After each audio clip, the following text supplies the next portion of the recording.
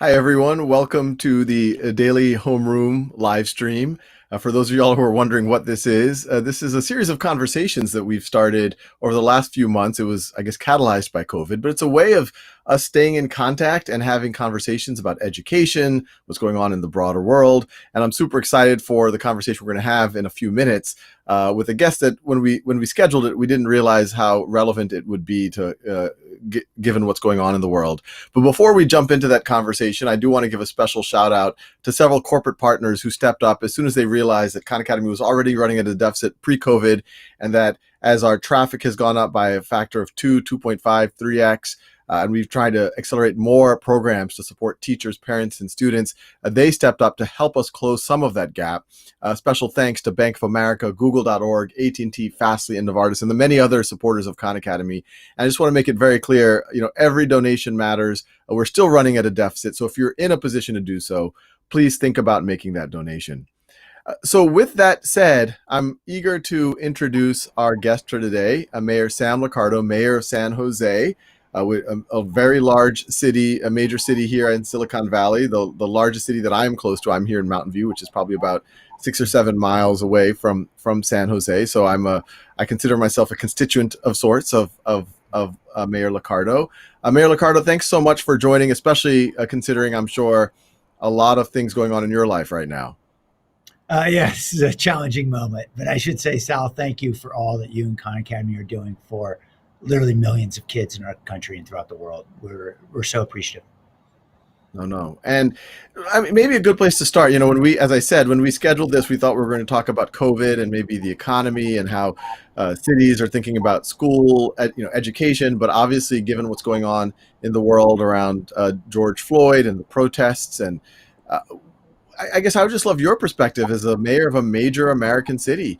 How are you processing it as an individual, and what levers do you think cities or state or federal government has to kind of help us navigate this? Well, I think as you're saying, the action really is in the cities. That is certainly, every police department is local. We're probably not going to get much national leadership on this, given some of the comments that come out of the White House. And so really mayors are mightily challenged, along with police chiefs, to really see how we can meaningfully address the calls for reform that are out there. Those are righteous cries for change. And certainly they are reflective of what is a decades, if not centuries old problem we have had with race and equity in this country. And so the underlying challenges are going to take a lot more time to solve. And I think they're fundamentally racial and economic.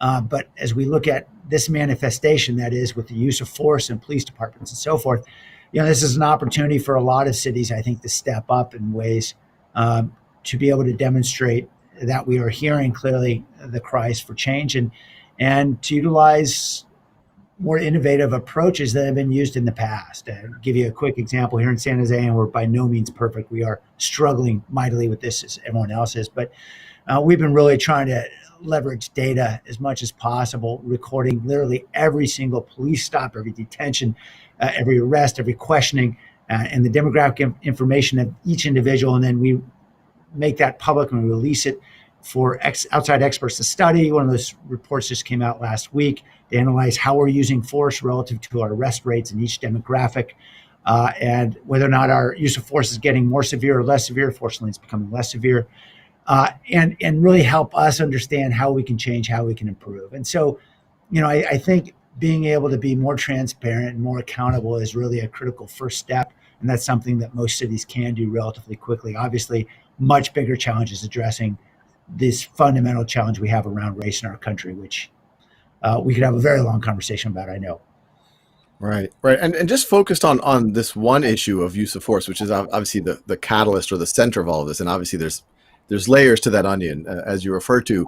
What do you think, I guess, how serious, how prevalent is this in police forces? What were mayors and sheriffs thinking about before this? Because obviously this isn't the first. It seems like every few months there's a case. Some of them are with the police. Some of them are a case of, some vigilante doing something that was, to many of us seem race based, but then it doesn't seem like justice is served. So, what are how can what were cities doing before, and how do you think they should approach change in both how the police citizen interaction, and then also in the criminal justice system beyond that? Yeah, I mean, what's interesting is I think there have been a lot of good changes in recent years in large cities, despite the fact what we're seeing clearly in the media is this is still happening way too often. And uh, we know George Floyd sadly won't be the last. And we have seen this happen so often. And we are desperate, hoping that this will be the last. But we know that there is a fundamental issue of culture that needs to change in an awful lot of departments in terms of racist attitudes around use of force. Uh, but I think what is also particularly challenging as we see the widespread demonstrations and protests is how you police a large gathering where 99% of the participants are peacefully expressing their First Amendment rights. And yet, and this is true in virtually every city, because I'm having these text exchanges with all my colleagues and mayors throughout the country, very progressive mayors. None of them are want to see anything but dramatic change, but they are frustrated because in each city you have provocateurs, folks who are instigating and provoking to try to get a police response. And maybe it's throwing bottles or debris. Maybe it's blowing up fireworks over the heads of the officers. Maybe it's looting, a whole host of things. And the officers are really being put in an incredibly difficult position. How do you keep everybody safe? How do you protect the city? And at the same time, how do you do it constitutionally and fairly? So very difficult issues that an awful lot of folks are grappling with. I am bullish on the ability of an awful lot of mayors and police chiefs to step up to this challenge in the long term. In the short term, I think this is much harder.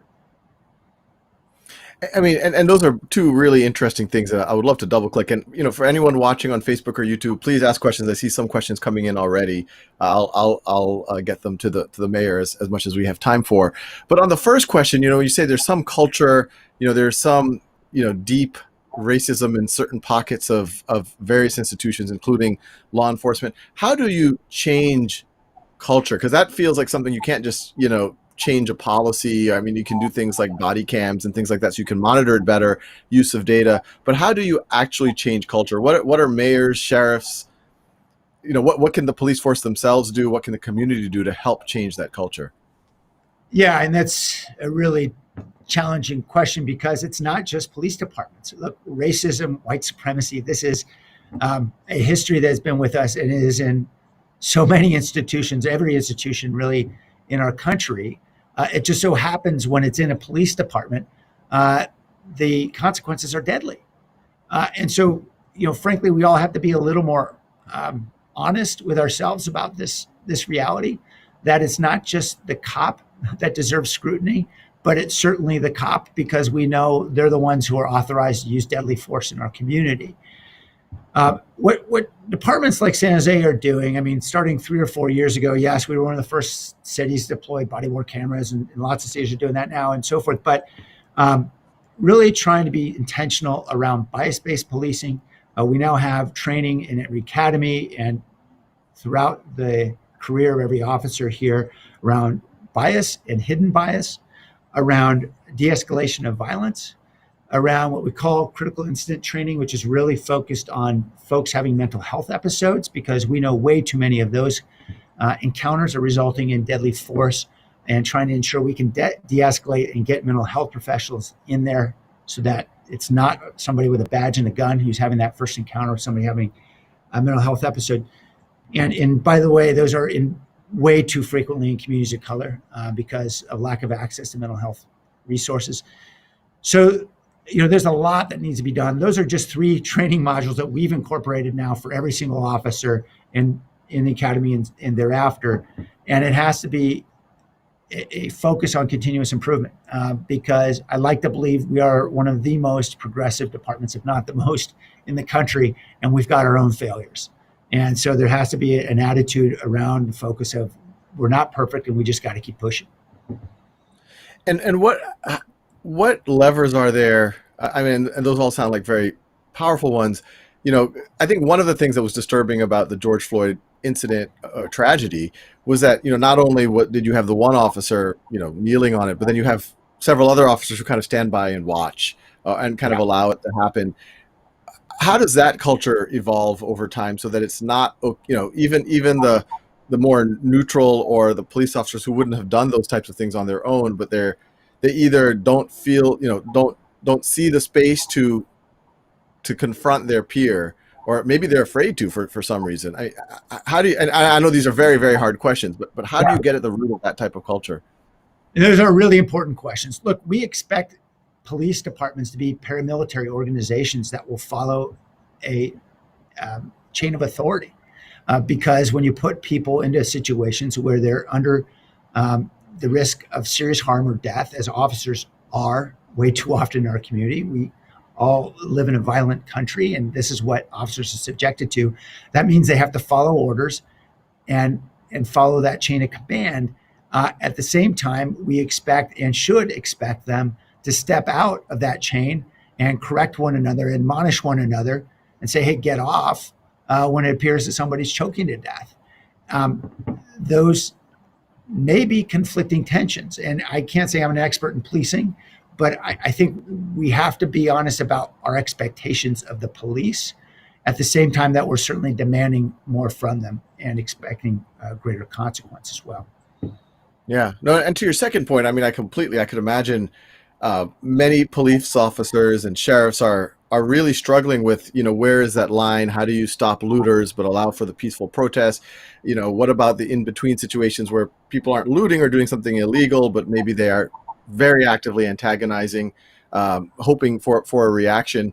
What are those conversations like with your sheriff, with the police force right now? How are they processing it?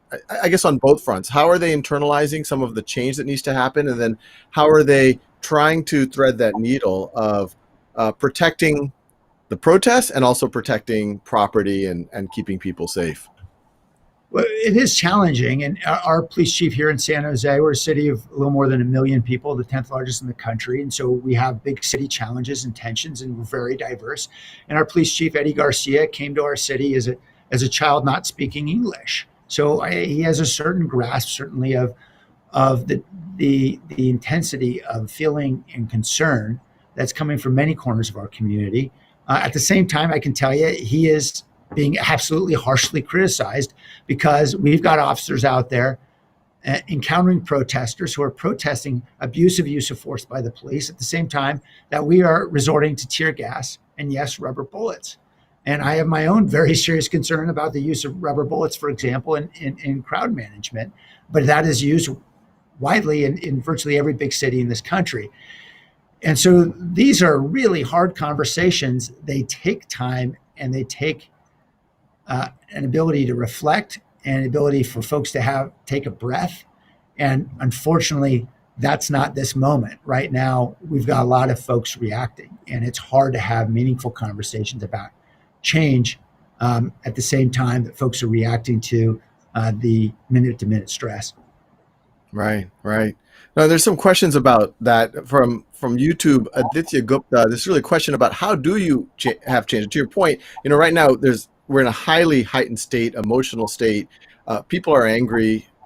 Often, it's kind of like they've been seeing patterns over multiple years now, and there's also a sense that for everyone you see, how many hundreds might happen that you don't see that don't happen to get captured on a phone camera, and then for every one of those, how many of those don't end up deadly but could still end up quite humiliating or dehumanizing.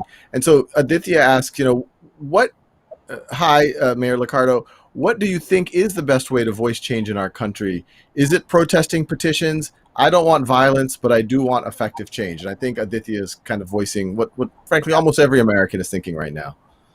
Well, I hate to tread on familiar ground and sound a little too Pollyannish, but get out there and register to vote and get other people to register to vote. And get folks to register for the census and get engaged in the hard change. I think, look, there's no question that the demands for change are righteous coming from protesters in this city and throughout the country. At the same time, the expectations that we're going to suddenly move and change major institutions overnight has never been the reality.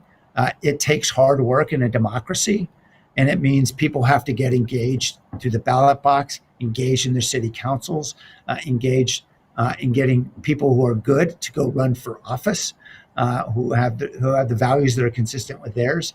I hate to get too partisan here, but we do have a real challenge in national leadership in this country at this moment, and we could all imagine how this conversation might go differently if we had the prior president rather than this one.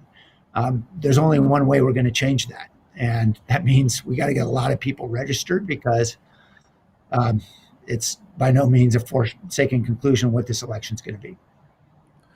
And what's your sense of protests themselves? This is, when you just think about it intellectually, like, okay, well, it shows solidarity. It shows a lot of people care about this. But what do you think is going to be the impact of the protests themselves? So maybe it does activate more people to vote, but does it have an impact? Do you feel, you're in City Hall, you're talking to a lot of the players. Does it change thinking in your mind? Yeah, I mean, I think it does. There's no question that it's opening eyes in my conversations with my colleagues, mayors throughout the country, and my own police chief and others, that I think people are understanding the depth of the pain in ways that perhaps we didn't before. But let me also be blatantly political for a moment and coldly calculating. I am very concerned about how this narrative plays out in perhaps those suburban communities that may not be as sympathetic, where there are those on one side essentially use this to demonstrate why we need more harsh militaristic approach to law enforcement in this country to contain the looting and the violence and all the other ramifications of having those folks who are out there provoking that kind of response within the crowds. Obviously, more than 99% of folks are there for the right reason. It's those 50 or 100 folks that are creating the huge challenge in every city. And I'm very concerned about the long-term implications of what this means for those suburban voters, particularly as we go in this next national election. Yeah. No, it's a complex issue for sure. And maybe we go one layer out, because when we first scheduled this conversation, obviously we didn't know that this was going to be the state of affairs in the world. And I think COVID is the underlying thing, and one of the aspects of COVID is it's kind of heightened a lot of economic inequality. And to your point, a lot of what we're talking about, even with the protests and all of that surrounding it, there's a race aspect, and then mingled with that there's kind of an economic aspect of it. How do you think, I guess, how do mayors like yourself think about this issue? How do y'all, what levers are there at your disposal for addressing economic inequality, or even educational inequality, or maybe, issues like racism generally?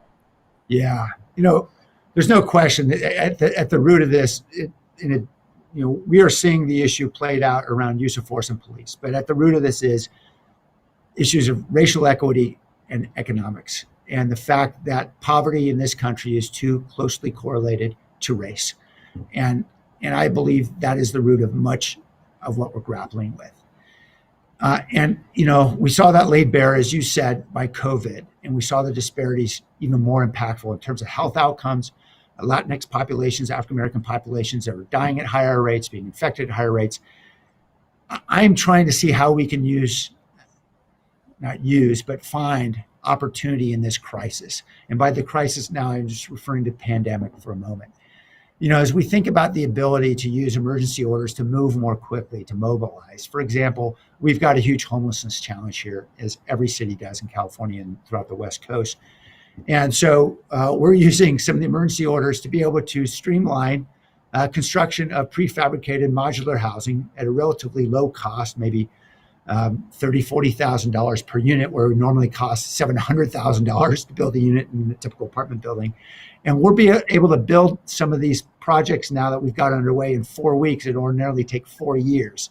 and we get about 500 homeless people housed this way.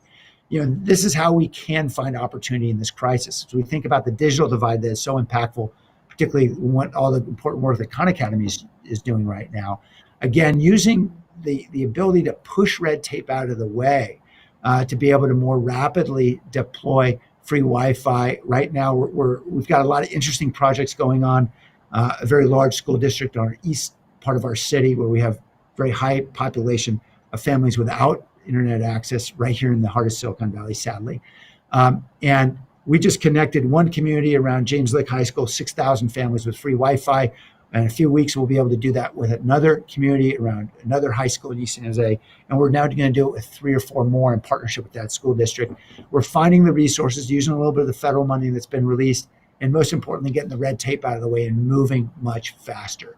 So I'm hoping to be able to leverage this moment to be able to move more rapidly, because we know, for example, every child who's now learning online with Khan Academy, because they have connectivity, has a parent who's able to find a job online, and has a grandparent who's able to get health information. So we know this is critical. These are the kinds of disparities we have to attack aggressively. And how do you think, is COVID? Do you see is this going to? I mean, I think in some dimensions, it's obviously going to make things worse. It's disproportionately folks who work in service industries, things like that. How are you, I guess, in the short term? I know you have this committee that that I've been participating in, and many other leaders in the area around. How do you think we do this? With the restaurants struggling, and obviously that has follow-on consequences with all of the people who work and supply the restaurants. How should a city think about getting through COVID, and then I guess beyond?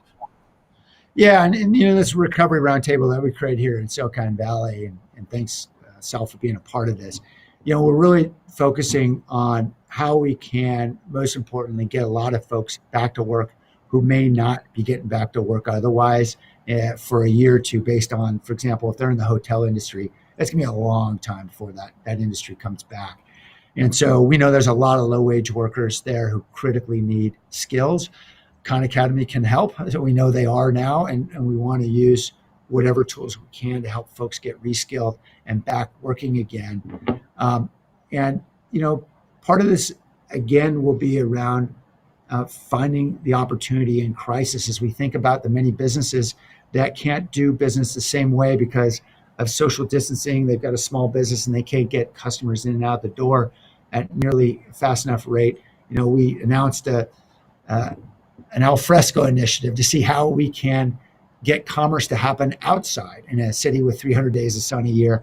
So certainly more outside seating with restaurants, but getting yoga studios outside, and getting retail outside in a way, filling up sidewalks and closing lanes of streets to be able to move our activity outside in a way that may actually be lasting, and may be something that's welcoming to folks who increasingly are thinking about cities in different ways, and that maybe we really want a city that is more pedestrian oriented and less dominated by the automobile. No, I love that last point, and I do hope it's more permanent. And actually, I think even schools outside is something that I've always talked about, especially out here in California, which you mentioned 300 days. And I think even getting wet a little bit on the cold and rainy days does something for your character. So I think there's something to that. Although I haven't heard people talk about schools outside yet, but I'll just seed you. I think that'll be great for the kids, even if we weren't trying to socially distance. So more questions here. This is it's going back to the topic where we started, but I think it's an interesting one from Facebook. Carol Smith Capper asks, just wondering how you identify candidates for the police department to keep racists and people who want to join for the sense of power it gives them. Is there psychological testing that is done? What about as they progress in their careers? And I'll just add a little bit to her question, which is, this exact, and obviously this was in Minneapolis, not San Jose, and I know you're not the police chief, but this was a situation where there was multiple complaints against this officer over the years, and so why did not other officers there? Is it that same cultural problem? So yeah, I'd love anything about to answer Carol's question. Yeah, great question. So as you can imagine, super hard to discern who's a racist and who's not when they're signing up for any job. And there is psychological testing that's done in our department, as I expect in most other big city departments, as part of the screening. when folks are going through the process. And it's a very long process. I can tell you typically we have 1,500 people apply to be part of a police academy, and about 35 or 40 actually get into the academy. So we're talking about a very low acceptance rate, and there's a lot of screening. Now, that being said, I think the best thing police departments can do, since we're not, as human beings, able to discern. Malcolm Gladwell actually just wrote a book about this recently. We're not very good at discerning what strangers really think, what they're not telling us. So it's really about having a really effective system for identifying the yellow and red flags. What is the conduct that's problematic, both with complaints and what people are seeing within the department, so that the internal affairs offices are really clearly attuned to who is a challenge, who needs some training, who needs some really clear direction, and who needs to get out quick. And what is a real challenge, I think, in big cities throughout the country, and certainly in California, is we have a very sclerotic system for actually meting out discipline and firing officers, because let's face it, police unions are very powerful in every city and every big state. And in California, we have what's called a Peace Officers Bill of Rights. We have contracts that are signed in each city that make it very difficult to immediately take action. We had an incident very recently of an officer who was involved in the demonstrations, who was engaged in behavior that was clearly improper. And folks are calling on me to fire him, and I literally have no authority to fire the officer. Now, I'm not saying that's what is deserved in this case. I think, we need to understand, investigate what happened. Clearly, discipline is required, but I don't have any authority. And in fact, even the police chief can't move at that pace because of the way he's restricted by the contract and by state law. So to get better accountability, we need some real changes in those legal structures. And again, it doesn't happen overnight, but it's got to start happening now. Do you have a sense that, especially with recent incidents, that might change? Because obviously, the union is there to represent the interests of its members. And obviously, these types of things that happen, the people, obviously the people who are at the receiving end of the brutality, they suffer, but also other good police officers suffer incredibly. Their job becomes that much harder. They get exposed to more anger. People will trust them less. Do you sense that pressure from within the police force and within the unions to say, hey, look, we've got to take out these actors so that we all of our jobs are going to be better? Well, I could say that, look, nobody hates a bad cop more than a good cop. And I think I really believe that based on my conversations. I used to be a criminal prosecutor. I prosecuted sexual assault crimes and had great relationships with a lot of officers. And I could tell you, they despise hearing this stuff and seeing this stuff. That being said, I think there are very, I'll use the word again, sclerotic political structures in place that need change. And, I had this conversation with the governor and a lot of mayors just a couple of days ago. And there was a lot of pent up interest among mayors to see this change. It's going to take a lot of pushing. And again, this is why I say people need to register. They need to get engaged, roll up their sleeves, because this stuff isn't simple and it doesn't happen. You don't get simple solutions with tough problems like this. It takes a lot of pushing. No. Well, that's super helpful. And Mayor Liccardo, thanks so much. I know, given the circumstances, thanks for even, continuing to take this. I could imagine your life, as you were telling me right before that, I don't think you've slept much the last couple of days. So I really appreciate taking the time out for myself and this community for us to learn about this. If you have any other, kind of parting words, happy to share them. Well, thanks, Sal. Thank you for the great work that you and your partners do. And, I think we're understanding, certainly as a result of COVID, the role of Khan Academy and distance learning is so critically vital right now. And we know this is going to be the future. So thank you for what you're doing. Please continue to support Khan Academy if you're out there. And we look forward to work together to see how we can really solve an awful lot of our serious challenges around equity and race and injustice in our community through education. Well, thanks once again for joining. I think I learned a lot, and I think there's some nuance in what you said that we're not hearing in the broader media right now. So thank you so much, Mayor Liccardo. So it was a pleasure. So thanks everyone for joining. Hopefully you found that as interesting as I did. This is one of those situations where I am not an expert in any of this, but at Khan Academy, we try to pride ourselves in being curious. And this is going to be a learning process for all of us of how do we process all of this information and what are the steps that we can collectively take, put one foot in front of the other so that we can hopefully move society forward. So thanks everyone for joining. And we will continue tomorrow. Tomorrow will just be your standard Ask Me Anything. And then I look forward to having more guests like Mayor Liccardo in the weeks to come. Thanks everyone for joining.